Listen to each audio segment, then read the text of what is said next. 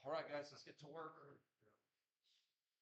A couple of things as a reminder. One, the overall grade distribution is great, like class average wise.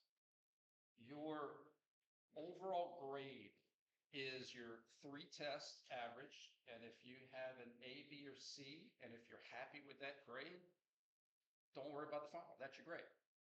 Don't rely on Moodle to do the work for you. It's just three grades that you type into a computer and divide by three, like basic math. So you made a 65, a 70, and a 60. Add those up, divide by three, and that's literally your grade. On Friday, I'll be more than happy to meet, just wanting to make sure that our numbers match up. No problem at all. But if you have a C and you're happy with your C, take your C and go use that time for other classes and other projects. And I know finals, it's crazy. That's why typically students don't do well on my final, because you got all kinds of other stuff you got to do. And that's why I moved to this third test and then optional final. Now, how the optional final works is if you want to come take a cumulative final because it might boost your grade, then that's your fourth test, and you would just now divide by four. So it'd literally be your scores on the four test added up, divided by four. And your cumulative final, I'll pull some questions from the first test, second test, third test, fourth. Not what that would be your fourth test. So I would pull questions, probably about 60 total, because it's cumulative. And I'm just going to randomly pull questions, and you would just literally have a cumulative final. No new material, but it's a great way. If you're close to that A, come and earn it. If you're close to that B, come and earn it. And if you're close to that C, come and earn it. That's how that works. Okay. A couple other points that we've been trying to help with, because I know it's inevitable, guys. I'm going to get the office visits of, I'm at an 88. Is there something I could do? Absolutely. Come take the final and earn it. That's a great way. So I'm just not in the business of politicking and negotiating. I'm too old for that. And also it protects all the students that have been coming here and showing up, and not even in person. I have students that consistently watch the videos consistently, and they'll have questions if they need. So it's not about in person or watching the videos online. It's I have students that are taking care of business in both avenues, and that's what I'm protecting, the students that are taking care of business. Okay. It's all about earning it. So on here, one key point on the syllabus, don't the first note, don't ask for curves, extra points, special treatment. I'm going to be polite about it, but the class averages are great. The scores are great. I have an internship student, Lindsay, who's available for help, and I'm available for help. Heck, my cell phone's on the syllabus. For those of you, and I mentioned several times, reach out to me. If you're studying on a Saturday night, because that's the only time you have to really do some practice, and you have a question, ask. That's why I do those kind of things, right? Any questions about, for some reason, maybe it's because it's old school, because I am old school, but it's really a simple, non-complicated grading scale. You got three tests, you add up your scores, you divide by three, you look at the average chart, and that's your grade. And if you're close, and you choose to want to come take the cumulative final to boost you up, great. I've gotten questions, can the cumulative final hurt you? Is it math?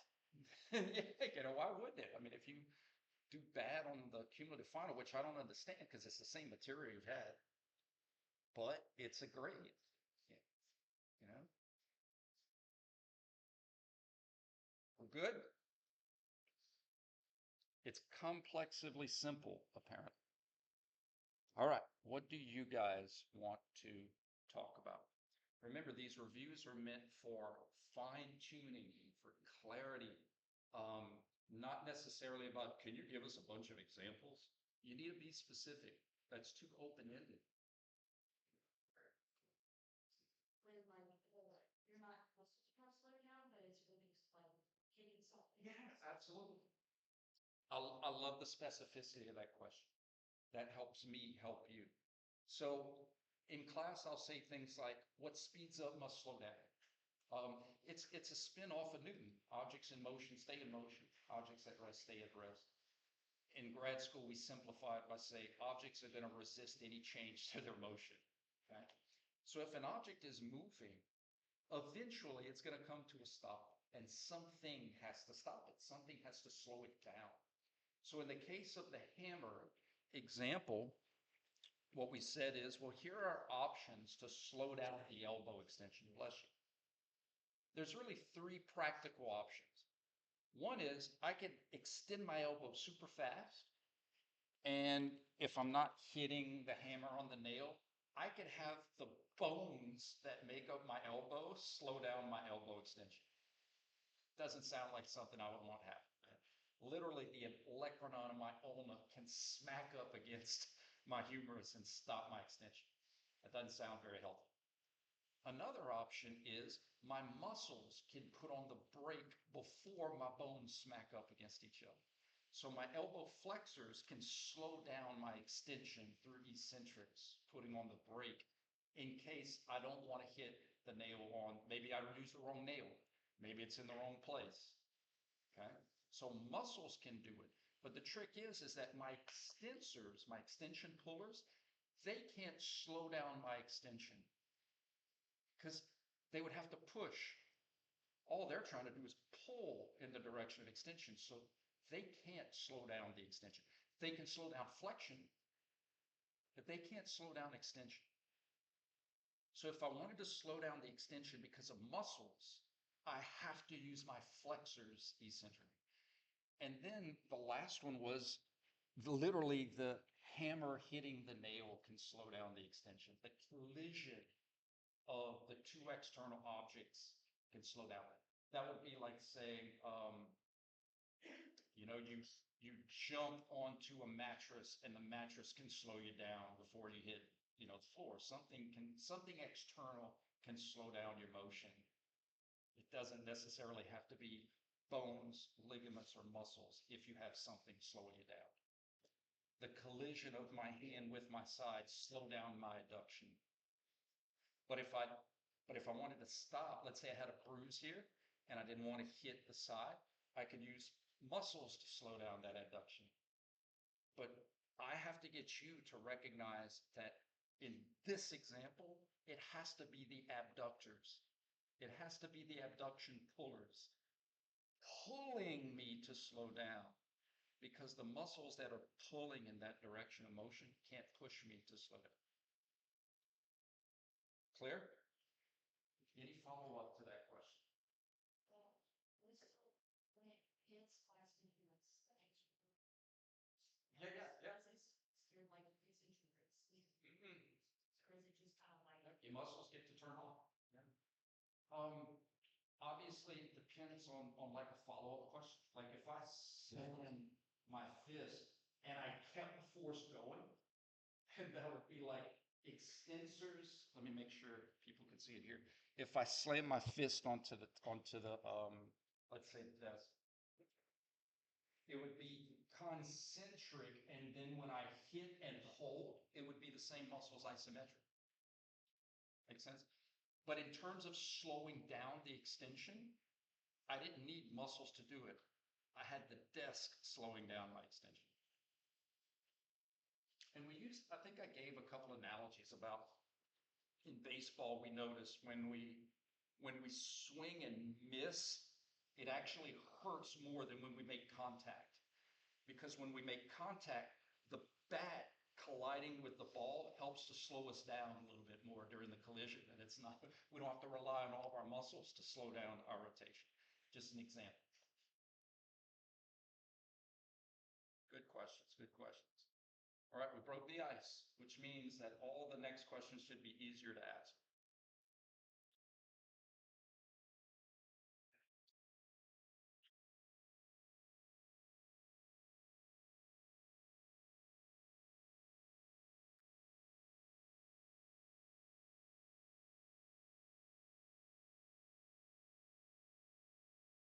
All right, I'll give some general advice while you think about your next questions. I get this a lot when students come to my office to go over tests. Well, I thought of it like this, or this is how I think about it. guys, if, what do you need me for if you're gonna do it the way you wanna do it? And I've always said, I don't mind you doing it your way if we're getting to the same place. If I say, guys, the assignment is to get to Opelousas. If you're not in Opelousas and you're in Morgan City, you can't use the, well, I thought about it like this. We didn't get to the same place. So again, I don't mind you doing it your way if we're getting to the same answers, we're getting to the same results. So I'm just being, that's why I emphasize, think of it, do it the way I'm giving you a process to get to Opelousas for this analogy. And if you're getting there with my process, awesome. If you're getting to Opelousas with your process, awesome. But the way we figure out whether it's working or not is through the practice. And I can see, bless you, I can see how if you haven't, and I'm speaking to anybody who's watching the videos or anybody here in person, I'm speaking to myself. If you haven't practiced at all, how do you know if you're getting to Opelousas or not? If you haven't done the practice, how do you know if there is miscommunication in your process versus my process? And that's where I see a lot of stumbles is students traditionally saying, well, I'm already a personal trainer. I'm already working in a clinic. I already know this stuff. And my point is this stuff can be very confusing, guys. Anything that you specialize in can be very confusing. That's why we practice. That's why we practice, to make you better, okay? So that we don't fall for the traps of the Super Bowl being supination. I did that example to my major professor who has been practicing biomechanics for 30 plus years. And she was like, wait, that's how, it's easy to make mistakes. That's why we have process, to make those mistakes less likely. Yes, sir. So essentially, like, this thing there Uh-huh. is about Muscle. yes, they're like the process that does. So not specifically any. I like actually, yeah, no, not specifically any other. Let me help. Muscles influence motion through contraction, right? So the first two tests were really developing motion, because if we can't see that this is supinated or this is prone, then the muscle part doesn't even matter, right? So it was making sure we had the concept of position and motion for all of these different things we can do in our body. And then the last part is saying we have muscles that influence these motions, but they have to have contraction in that equation, in that sentence, because muscles themselves don't influence motion without the context of contractions. And that's setting up the misnomers that bicep does flexion, right? Until it's not the bicep that does flexion, it's the extensors. So we have to look at it in the context of these muscle groups influence these specific motions through these specific contractions. Yeah, so I was. Yep. I was just buying you time. I can believe that motion where it looks like it's not, But it is, okay. That's very understandable. No, okay, go ahead. Yeah. You know, you go see like kind of say super. Oh, gotcha, yeah. No, totally understandable. So that's why what's one of our cardinal rules is we do not assume, right? We do not assume. There is a conflict of, we are colorblind sometimes to local references. We choose global references over local references because global references are just easier for us to process. So if my hand, for the example you gave, is facing the back of the classroom, it's easier for my brain to just accept nothing moved if it's still facing the back of the classroom. But what I'm trying to show you is that it's impossible for my radial ulnar joint not to move, because I know if I had a spoon and I did this, the curved part of the spoon would go from facing you to facing the front of the board. The only way the spoon can stay facing you is if I rotate the spoon. So when I go from here, if I don't pronate, you're going to see the back of the spoon, just like if I did this. So I have to pronate so that I can still see the side of the spoon I want. It's subtle because it's not, you have multiple things moving, and those things distract each other. While one's doing one thing, another's doing another, and it's not the traditional one thing at a time, right? Why it's important for us to develop these skills is because when you're coaching, when you're working as a therapist, as an athletic trainer, as a coach, as a wrestling coach, as an MMA coach, you need to be able to see what maybe other untrained people can't see. That could be to help them get better at something. That could be to see a mechanism of injury. We need to be able to see what's more difficult for the average person to see, and that's one of those things.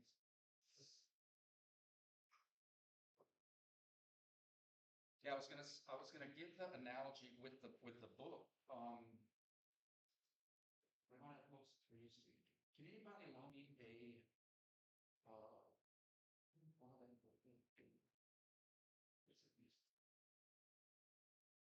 So what we're used to is we're used to saying books open because we move a small page about a big book. What I'm trying to get you to see is that in the human body, we often open the book by moving the book about the small page, but it's still opening. Open, open. But notice how they rotate in two different global directions. So if I did it like this, you would see clockwise. That's the same rotation as counterclockwise. Open, open. And so in our normal world, usually small pieces move about big pieces. In normal world, you're not going to open the Monster drink by holding the lid and moving the can. But in our world, we do that all the time. In our world, we can move the tab or we can move the can. In our world, we move cans about tabs all the time. In our world, we move bottles about caps all the time. It's just our brains aren't trained to do that because in the normal world, we always move the small pieces about the big pieces. And another positive about having all the old videos on YouTube, on my channel, like and subscribe,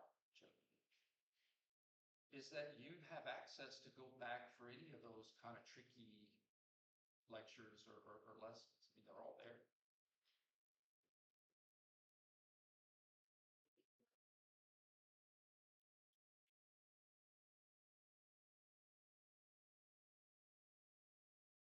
And as always, help me help you. If I'm on the right track, acknowledge it. If I'm not, steer me back into.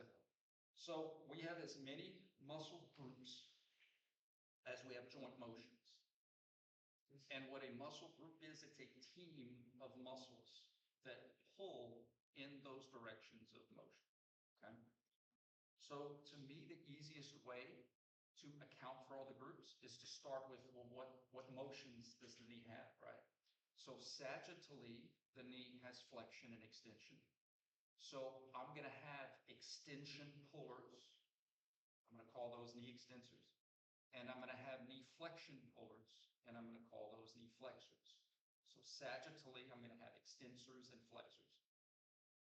Transversely, when the knee is flexed, I have external and internal rotation pullers.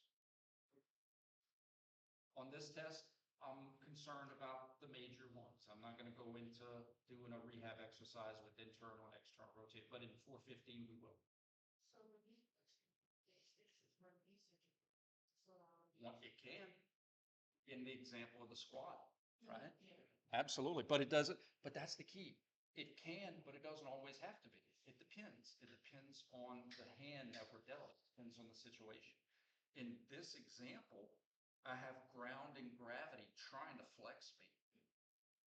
I don't need flexion pullers. If I used muscles that were also trying to flex me, I'd have two forces pulling on one rope with nothing pulling on the other side. They would yank that rope across, right? So if I turned on my knee flexors, I'd literally pull my feet off of the ground. And that's one of the main lessons of this class is not associating specific muscles to specific motions without context. So with the squat example, was using the extensions. Absolutely. Absolutely. Because grounding gravity is constantly trying to flex you, Yeah. I need muscles that are constantly trying to extend you. And once you have that agonist, the group doing a job, doing a work, then you can match up motion with the contraction. So knee extensors are going to do the extension when I see extension through the context of concentrics. And the extensors are going to allow flexion through the context of eccentrics. Same muscles, different motions through different contractions. That is the antithesis of this class. I remember we watched a video that you Yeah, we tried absolutely. and stuff. I seen I think I was in another video too. He was talking about like I didn't talk about flexors as much. We talked about extensions. Yeah. Well, we've done knee flexors, like we've done hamstring curl exercises where the machine's trying to extend you. So that's when you use flexors. Yeah, absolutely. Yeah, it depends on the exercise. Depends on muscles work because there's a reason for them to work. And that's why you don't have to answer this out loud, but think it. When I give you a question on a test that involves an exercise, the first question we want to assess is, what is that exercise trying to make you do? What are the external forces trying to do to your joints?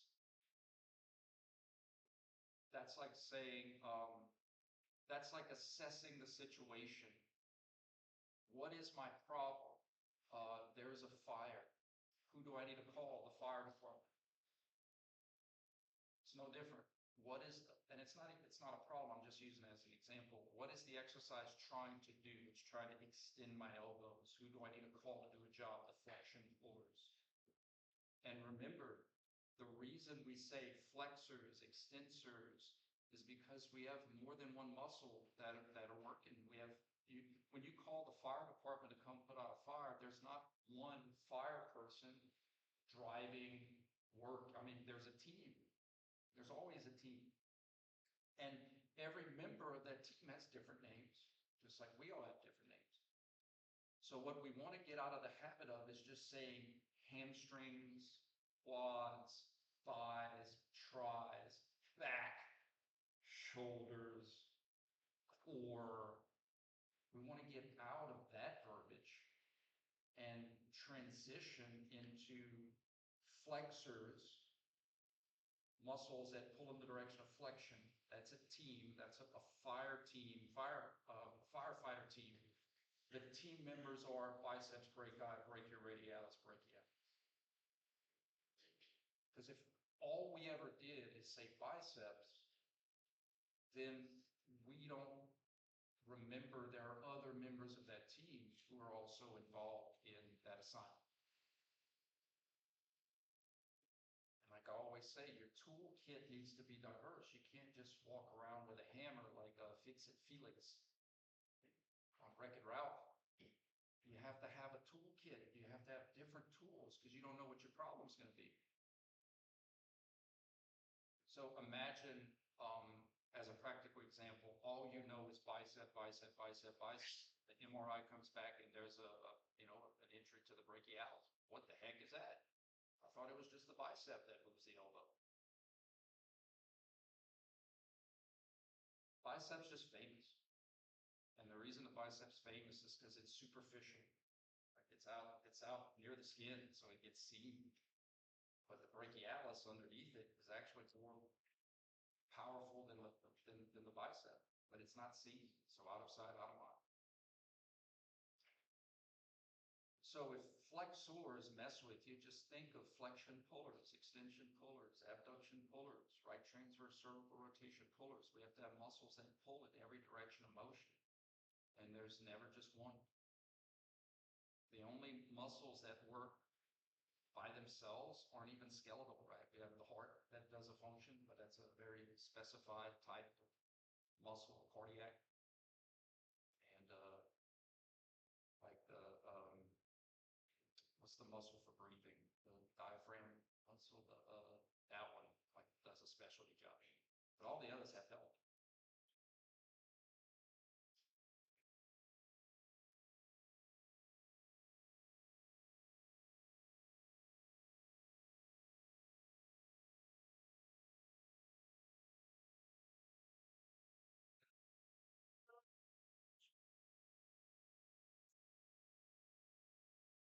So isometric is, I love isometrics because it's the one contraction type that actually infers anything.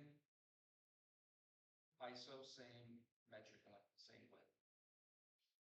But it's still doing a job above rest.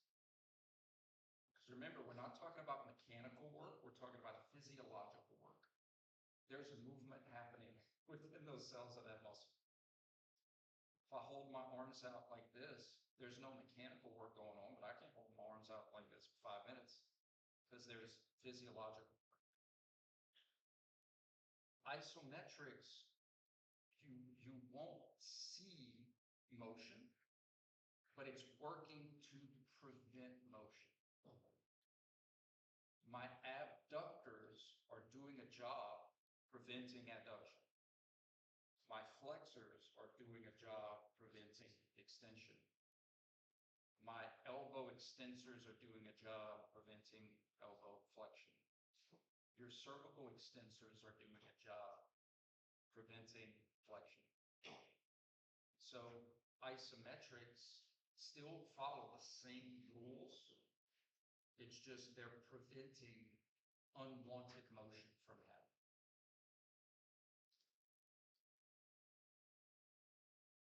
Follow up?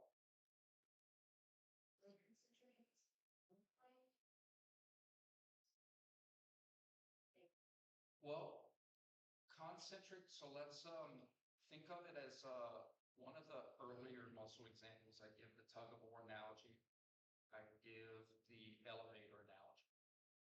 So let's use the elevator analogy. Isometric would be where the elevator stops at a floor to let you off, to let people in. That cable's still working. That cable's still doing a job. It's preventing you from falling down, right? But it's maintaining the same position so that you can do what you need to do. Once the doors close and there's movement, that's what dictates whether it's concentric or eccentric. If the motion is in the same direction as the working pullers, elevator cable is pulling up, the motion is up. The movement is in the same direction as the working pullers, that's concentric. If the motion is in the opposite direction of the working pullers, that's eccentric. Elevator makes you go up while pulling up, that's concentric. Elevator lets you go down while still pulling up, eccentric. And eccentric is weird. That's literally root of the word, eccentric. It's the opposite of what you're expecting. It's kind of how it works. Something pulling up is letting you go down. That's kind of weird. Does that make sense? Yes, sir. Scholars in cases are close regularly. So like, for example, like this one, like the way I interpret it, sections. Okay.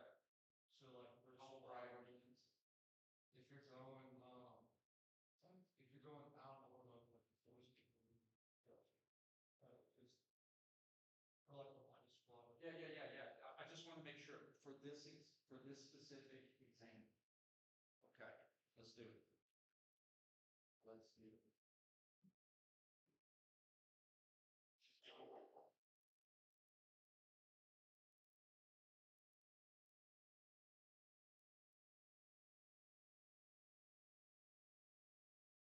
So the question is for a squat.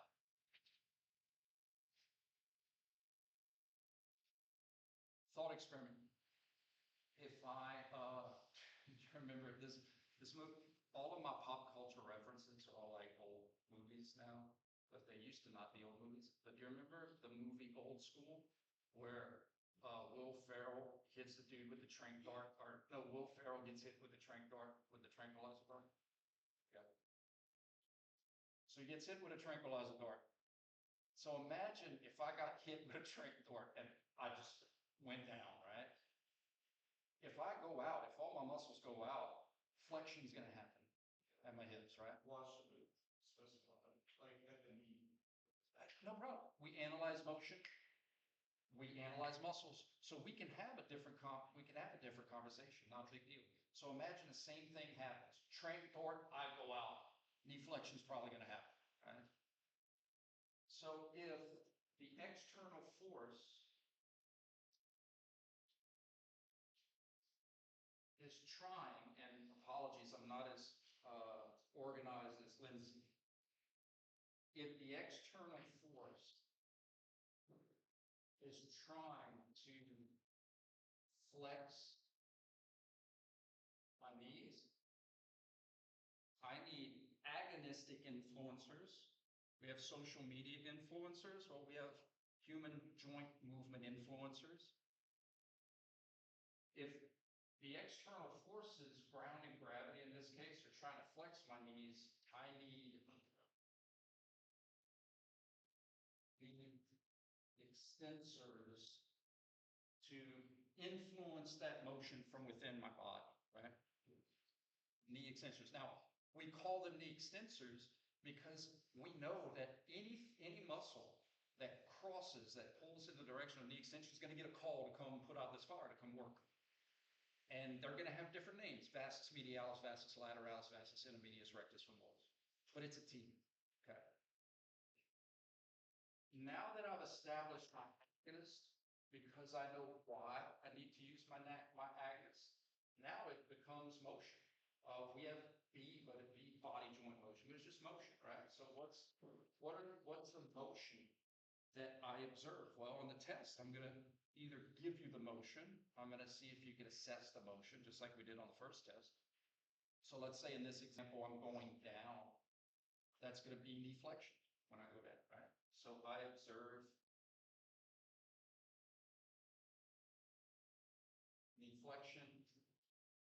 Knee extensors do knee flexion through weird contraction, not what I'm expecting. I'm expecting when something pulls to cause motion in the direction of pull. So when something's pulling in a direction of extension, but it's responsible for flexion, that's weird, that's odd, that's eccentric, that's eccentric. So my question is like, I'm just not doing a good job of understanding your question. I'm sorry. no, you Go ahead. guys like, Keep at it. so like at the knee, whether you're going down or up, like in squat, like whether you're doing flexion or extension, like the force and agonist won't change. Like it'll always be, like the force will always be flexion, the agonist will always be extensors. Unless you, unless you change you'd have to change the environment. Yeah. So what I mean by that is, if my shoulder is here, gravity's trying to flex me. But if I keep going, whoa, now gravity's trying to extend me. So it is possible to, within a range of motion, to change what the external force is trying to do. But for our knees, like, there's no, it would be like if I'd be able to go here, but now gravity would be trying to extend me. But within a normal squat, grounding gravity would be constantly trying to flex you. So my extensors would need to be on so that they could constantly be trying to extend me.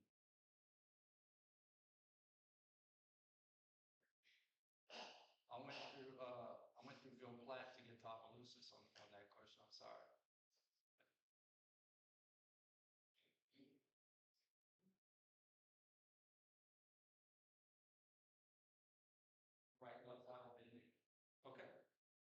So the key thing for right and lefts, you have right and left mean two different things in two different planes.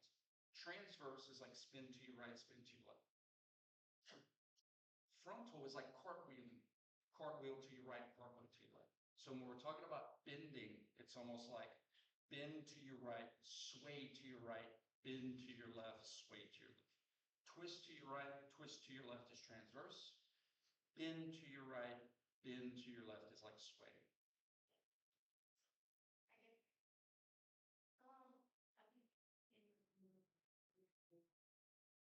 Uh-huh.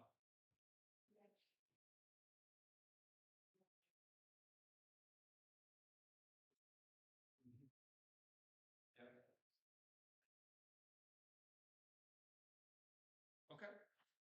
Well, I still don't think we wasted our time because it's important to make sure we have the motions down before we get into the agonist and contraction.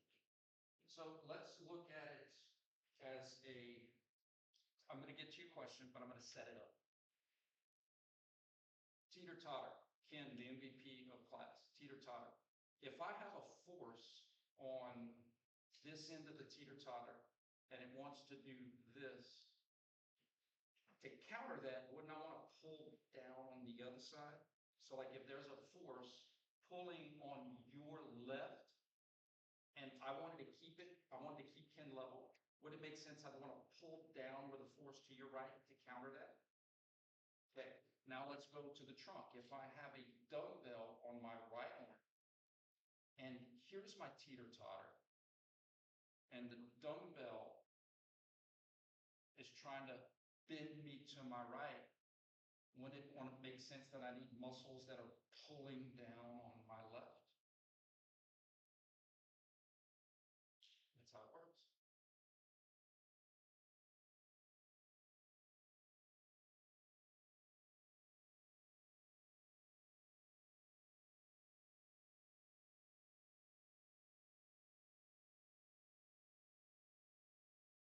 But let's use all of our new fancy verbiage. External force trying to bend me to the right. I don't need muscles that are trying to bend me to the right. I use elimination. I don't need right lateral benders because I already have something trying to right laterally bend me. I need left lateral benders. If left lateral bending pullers allow motion to the right, that has to be eccentric. So even though you were right, I want to reiterate that contractions are proven. You never have to guess about a contraction. You solve for the agonist, you observe the motion, and the contraction as it is. It's like solving a basic algebra problem. Now, who are those muscles? We'll learn them in biomechanics. But if I just started out by saying, imagine on this test, if I'm like, okay, guys, what did this? And you had to be accountable for left rectus abdominis, left external oblique, left internal oblique, left erector spinae, spinalis, iliocastalis, longissimus, quadratus laborum on the left side. That's what, those are just names. We have to look at it as what's the function? What do they do? Because if we don't look at their jobs, then it's just a bunch of names. And that's how people get confused because it's easier to memorize and we just want to assign a name to a job with no context because it's easier for us.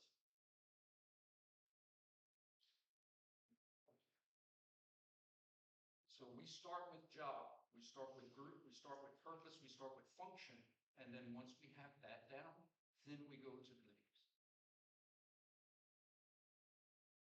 Did that answer your question? Gravity's trying to bend you to the right. I don't need muscles that are trying to bend me to the right. I need muscles that are pulling to bend me to the left. If I observe motion that way, concentric. Left laterals, do left lateral, do concentrics. If I observe right lateral, left laterals, do right lateral, do eccentric. And if I don't observe anything, left laterals prevent me from right lateral bending through isometrics. That was the isometric question.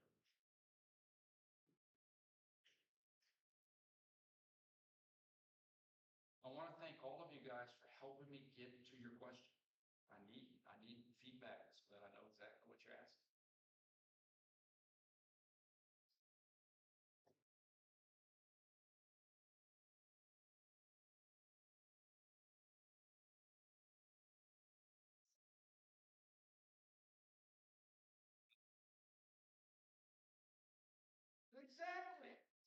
got, now, if you say, well, you could take your foot off the gas, you can. But still, wind and friction is gonna slow you down. The gas pedal itself, now, it is different in the body. That's just an example. For our muscles, something that did speed me up one way can slow me down if I'm moving the other way. So in other words, my flexion pullers can speed up flexion, but they can also slow down extension. That's how muscles work. It can only pull. So the whole brake pedal is specifically an example where if I'm speeding up extension because I'm using my extension pedal, when it comes time to slow down that extension through muscles, I have to take my foot off of the extension pedal and I need to slam on the flexion. I think that in class I used the lights. Like my extensors are on, my flexors are off. And then when it comes time to slow down the extension, I'm going to turn off my extensors and I'm going to flip on my flexors. That's how it happens. And it happens that fast because our nerves are like electrical wiring. That's how it works. Literally how it works. That's why, like, if you ever put external stims, that, you know, it's to contract in your muscles, you feel the, because it's electricity or wire with electricity. Right?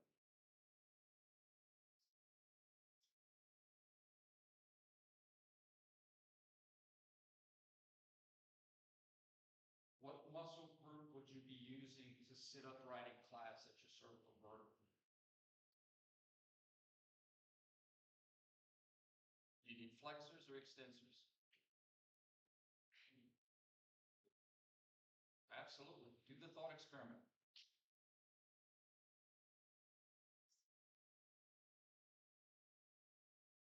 If you're holding your head up, no motion, they're going to be working isometric.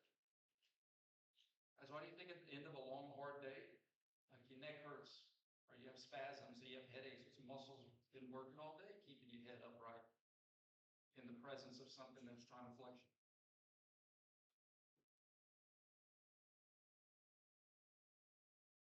If you observe, if you're sitting upright and you look up,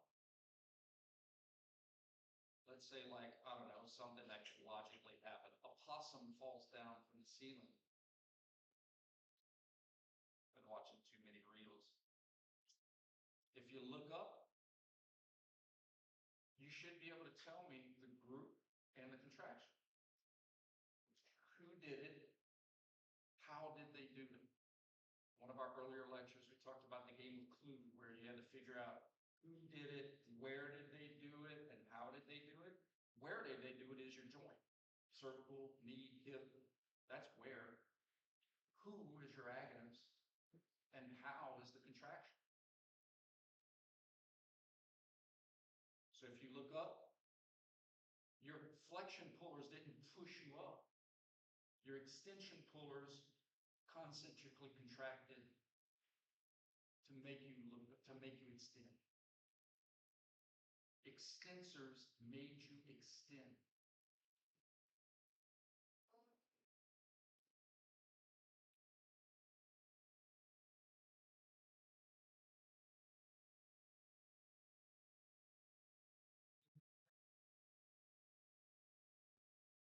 Show you why. Let me show you why. Do that. Do that. Now let go. Right? Yeah. Like, you can always check it out.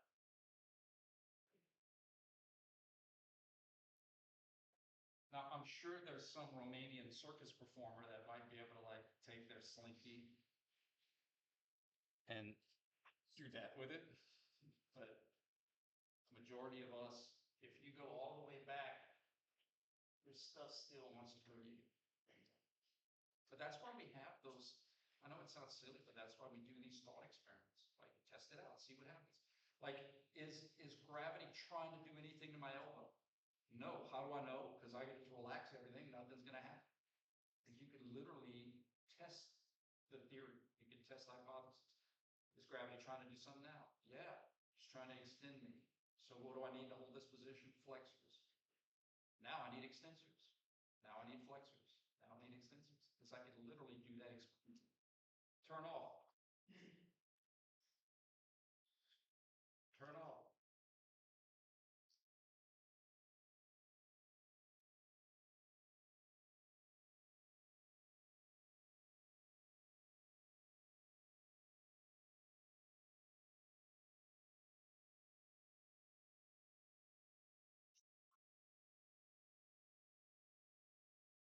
You specifically waited till I didn't have my screen up, but I haven't, so I had to make it an idiot of myself. Own it. You're like, heck yeah, dude. Let's do it.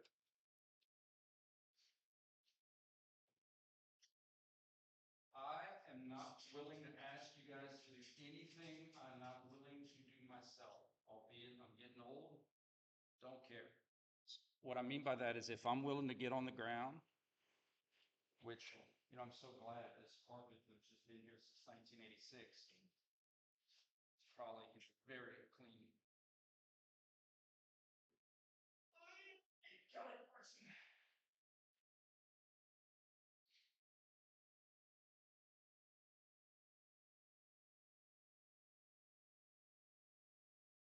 Gravity is trying to rotate my pelvis to the right, but in doing so, it's trying to rotate my trunk to my left. Cap and bottom. Does everybody understand that? Sternum, left hip. That's step one. If gravity is trying to twist my trunk to my left, I don't need muscles that are trying to twist my trunk to my left. Step two. If gravity is trying to twist my trunk to the left, I need muscles to work against it that are trying to twist my trunk to my right. Pelvis to the left, but trunk to the right. I have a name for those muscles. Right transverse trunk rotators. I have a name for the group, right transverse trunk rotators. In biomechanics, I'm going to give you the names of those muscles, and I'm going to show you how they run and how they contribute to right transverse trunk rotation. I'm going to teach you those things. Isometrically, those right transverse trunk rotators will work to prevent motion. Concentrically, those muscles will make right transverse trunk rotation happen. Eccentrically, allow the left. It gets wordy because of the cap and bottle concept, pelvis and trunk. But that's why I love, it wasn't designed this way, but that's what I love about your seats, that you swim in the transverse. So like you can literally, okay, left transverse pelvic, right transverse trunk. Right transverse pelvic, left transverse trunk. Like you can kind of use this as a tool in real time to try to help see the cap and bottom. It follows the same rules as any other exercise. It is tricky because it involves the middle and you have the cap and bottle stuff, but it's the same concept. The reason we have to, and you're going to hear me say this a lot in biomechanics, the reason we have to bring the agonist, the muscles, to the trunk, because pelvic girdle rotation can happen because of hip stuff, remember? Remember, I can have anterior, posterior because of my hips. I can have transverse because of my hips. So in other words, pelvic girdle rotation, how the ball spins, can be because of different muscles. So we have to bring it back to, was it the trunk or was it the hip or hips? Then we could say these muscles spun the basketball. That's why we have to do that. At the trunk, no matter if you're like your legs are going to the right, so the left, like it would be an eccentric contraction to the right. Absolutely. Absolutely. If you're lowering it down against an external force, let me try to rephrase it from the external forces perspective. If you're swimming upstream, you're probably going to be concentric. And if you're swimming downstream, you're probably going to be eccentric, with the exception, functional tasks that sometimes happen where we have to swim downstream. But if we're gonna swim downstream, it makes sense. I'll leave it at this. If we're swimming downstream, it makes sense that we have to be swimming faster than the stream. All right, guys, y'all have a good one.